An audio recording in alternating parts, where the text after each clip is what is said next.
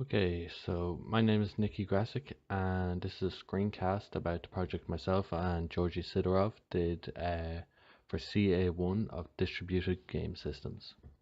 Okay, so first of all, we're just going to have a look at the demo of the game. So we're just going to run it, and I'm going to use a joystick for this.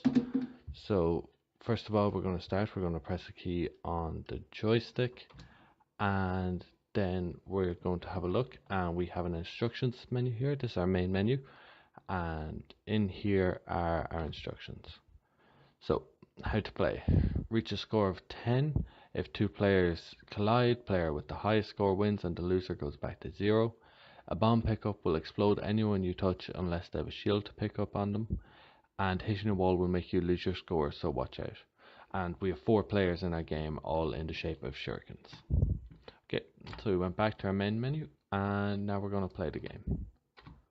Okay, so I only have one controller on me at the moment, so I'm just going to play using player 1. And as you saw there, the drops dropped in after a couple of seconds, and I just picked up a goal point there, and my score has changed to 2. And I'm just going to pick up a bomb, and the color of the number in the center has changed to red, which means I have a bomb on me. Then I'm going to move over here, and I'm going to pick up a shield, and the shield changes the color to blue, and it also means I can't be damaged by the bomb. And as you see there, after I pick up the shield, the pickups spawn again, and I have a bomb, and of course the goal point over here, the star.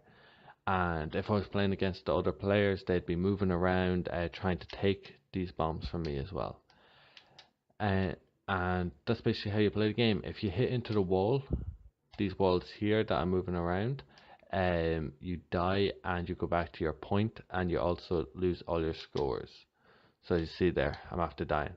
Now say I also have this bomb here, and I hit against this player here. Well, I lose the bomb, and if I had a higher score than him, he would have lost and he would have been reset to his area, but I just don't have a controller to show you that at the moment. And again, I can pick up the score, and if I collide with any of these guys, as we'll see now, I don't get damaged when I collide with him, because I have a shield on, and I don't get damaged by any of the guys on screen. Now I am just going to show you some of the code that I did. So we're going to start off with world.hpp, and I am just going to show you a couple of the structs that I put into it. So we had originally a spawn point that was just for the shurikens, so I did a basic copy of that and put in a drop point for our pickups and a wall point for our walls. And then I put in a couple of other methods here that I'm going to show you in world.hpp.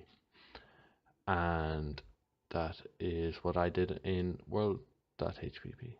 Now we have wall.hpp. I created this entire class here. It's just got a couple of basic methods that let you draw it and set a category for it, and also make it collidable. Then I also set up a data table in datatables.cpp. So we had the pickups originally, and I also set up their actions. So the action for the shield is it does a.set shield, and action for the bomb a.set bomb, and then we have action for the goal pickup, and it's a.increase goal, and also the initialize for the wall data, so the texture that it has and also the bounding box it has. And that's what I did in datatables.cpp. Now we're going to have a look at shuriken.cpp, and in here, this is the player class now, and basically what I did in here was give it the ability to pick up the bombs, and when they picked up the bombs, change the color to red, and also the ability to have the shield pickup, and when they had the shield, it would change to a darker blue. Now I also changed just sorry, no, never mind. I also set up, this is wall.cpp, so it's just a basic class that sets up the wall, gives it a type, and also a bounding box. Now, this is where I did most of my edits. I've actually minimized any of the methods I didn't edit. So we're just going to have a look at some of these. In the update method, I put in this little if statement, and basically what this does is it generates pickups every 5 seconds whenever there are no pickups on screen. So if the pickups are picked up under 5 seconds, then it has to wait the extra seconds until they're generated. It won't just generate once they're all picked up. Now, that's what I did in update. And I also created this method here that manually sets up all of the walls in their position. So the 4 different little right angles. So we have the top right, the bottom right, the bottom left, and the top left. Now, this method here simply adds a wall. Then this method here is what actually spawns the wall and what shows them in the upper air layer of the world. And this goes through all of the wall spawn points and spawns each one of them. Now, then we have our add pickups. So for add pickups, I set up the bomb and the shield, and Georgie set up the gold pickup. So for the bomb and the shield, I basically set up little 2 different areas where they could be set up. So for the bomb, I wanted it on the right half of the screen, and for the shield, I put it on the left half of the screen. So that's why I have 2 different spawn positions, and when we come down to spawn position, we look, there's 2 if statements. One says if the range is 0, then it picks one of the random drops that are in that range. So there's 15 different points where it can be dropped in there.